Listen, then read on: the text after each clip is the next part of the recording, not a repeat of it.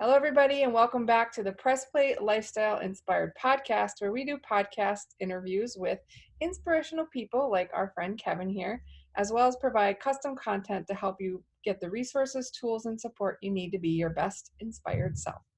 How are you today?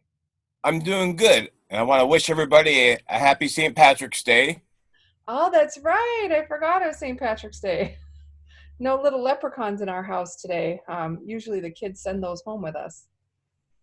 Well, I want to remind everybody, I hope the luck of the Irish is with us all, and I want to remind everybody that the Irish haven't always been lucky, but the luck of the Irish is that they endure, and that's what we'll do. I love it. That's beautiful. So, Kevin, you want to tell the people that are listening just a little bit about yourself and what you're doing on our podcast today? Yes, I'm a children's author of 12 books. Actually, I have 13 books out. I have 12 children's books and one fantasy adult novella for adults or adult books right now. And I'm mostly known for being the creator of the Totally Ninja Raccoons. Oh, I love it. I love the Ninja Raccoons. I actually checked that out a little bit based on as much as you could see with not buying the book right away. So, what kind of led you to writing children's books? Of all, I know you have an adult novella, but you have more children's books. So, what led you down that path?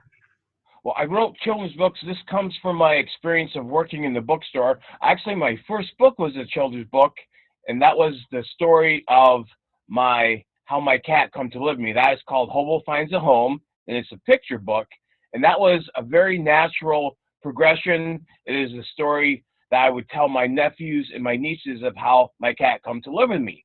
Because I grew up a dog person. I always loved cats, but my dogs that I grew up with were big dogs that didn't like cats. Some dogs get along with cats and some don't. And so I adopted this cat, or no, the cat adopted me first, which is how you get, how you quite often get your first cat. And this is a story I would tell of how he come to live with me, and it was just kind of came out of an oral tradition. It was very natural to do it in a children's book. And I wrote a column for the local paper, a book review column, and I'm like, I should do this in a book. So I actually took a local class on how to write a children's book, and I wrote the book, and it was very natural. It really flowed. And then I didn't write books for quite a while because I was writing a weekly column for the local paper. So that kind of took care of my need to write. And most writers will tell you that sometimes it's not really that you want to write, you almost have to write.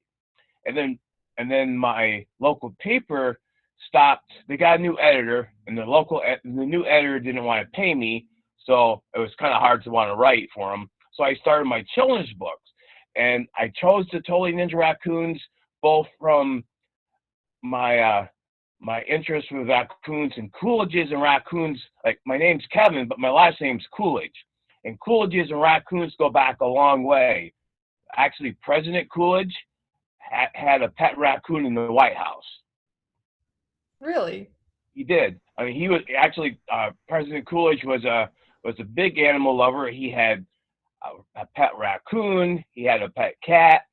There's actually this nice story of President Coolidge, like his cat got out one night, which they're wont to do, and he actually, this was back in the day when the president could actually leave the White House, and he would he walked all over Washington, D.C. looking for his cat, calling for his cat, and it was actually found by somebody else, but he put out the word to find his cat, and he himself went out to look for it. So for those animal lovers, we understand that.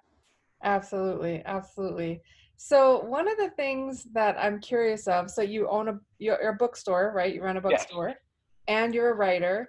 So is there a way to help turn our kids into little reading ninjas? there is. And one of the best ways to turn your kid into a reading ninja is to talk to your child and see what they really interest them, because there's a book about almost everything.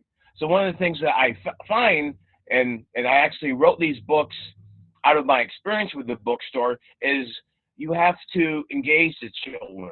So when I was a child, and of course I still do, is I chose Ninja Raccoons because I love the animals. I loved ninjas when I was a kid, and I still love ninjas. And each one of these books has a cryptid. Now, for those listeners that are unfamiliar with a cryptid is a creature that is unconfirmed by modern day science. So Bigfoot is an example of a cryptid. So my first book in the series is The Totally Ninja Raccoons Meet Bigfoot. And of course, I love Bigfoot. Children love Bigfoot. And so each one of the Ninja Raccoons has the raccoons meeting a certain cryptid. So it's something that most children love, and that's one of the reasons why I chose these. Now, not every child is going to love a cryptid, so I mean, kids really love my books, but what's important is to find a book that your children like, whether it's sports or hunting. Chances are there's a book on it. And of course, one of the best things to do is, like, we already know this. I'm not telling any secret answers, but sometimes it's just reminding people what we already know, is to model that behavior. So kids don't like to be lectured to. When I talk to kids, I don't lecture them. I find out what they want to do. Just like with the books, these aren't lectures. These are engaging. They're entertaining. One of the best things to do is to see your child reading too. And there's not a better time than right now with America being kind of shut in. Enjoy a book with a family. Maybe it's a great time, if you already don't have that habit, is start a little bit of reading together, and show them that they're always enjoyable. So I know my very first book that kind of I'm an avid reader. I love to read. I love to write. What was your first book that you remember being super engaging for you as a child? Uh, One of the first books that I really remember is that really got me reading. I always have liked reading, but I grew up a dog person, and Big Red by Jim Kilgard, I love that book. And it's hard to it's hard to say no to a good animal story or a good dog story, and that just really hit it for me. Yeah, but Call of the Wild was a good dog story for me, but I remember my favorite book ever was Ray Bradbury's Martian Chronicles, because I didn't actually realize, like, I was a nerdy student, so everything was very factual and the world was pretty black and white, and it was my first opportunity to see that there could be other things, right? There was other types of written art and other types of things that I could take my mind away from the craziness of my life and let me go to another place. And so that was the first book that showed me there's some fun stuff on the other side of the pages. I love Bradbury. He's a great writer. Yeah, he was amazing. He used to write back before computers and all of that, right? His goal was to write one short story and put it in an envelope and send it right to the publishers every week. So he was a very tenacious writer.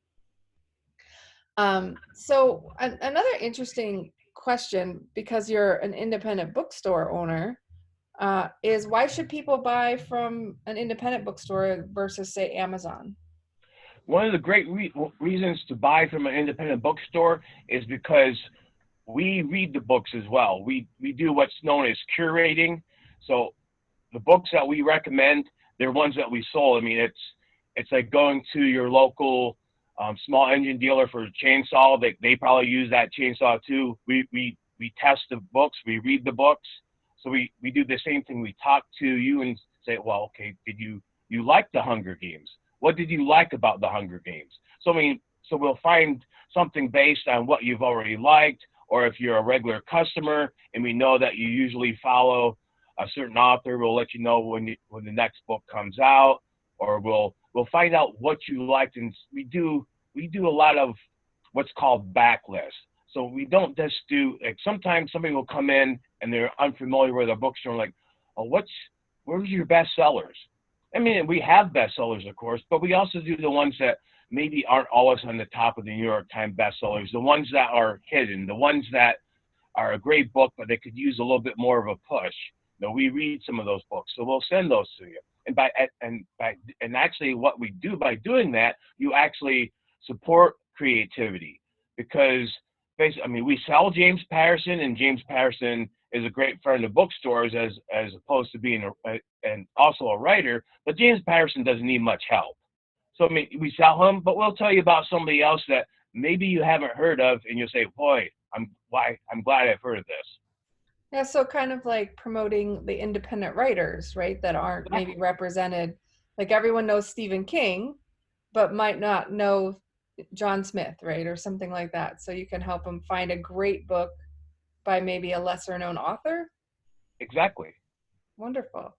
The other thing I thought that was really funny. So you talked a little bit about cats, and we have dogs. My husband's allergic to cats. That's his excuse for no cats. But um, someone told me to ask you if it was true that cats were going to take over the world. It is true, and those of us who have cats have suspected this for a long time. Now, have you heard about the cat board? No. Well, I'm not surprised because it's a secret organization. Oh, okay. But the cat board is an international board of cats who want to take over the world. I only know about it because my cat at home, Gypsy, is the head of the cat board. Oh, that wouldn't surprise me. Gypsy sounds pretty sneaky. She's pretty sneaky. Yeah, She, that's it's awesome. because we have cats at the bookstore, but these like we have Huck and Finn that live at the bookstore, but they live here. And then Gypsy is our cat at home because she's kind of a shy, she's kind of a recluse, and she plots all day about taking over the world. Yeah. Is it like Pinky and the Brain? Do you remember that old show? Yes. It's So it's a Gypsy little and the other cats, right? yeah, so it's a little bit like that. It's a little bit of plotting, and of course she's a cat, so she sleeps a lot.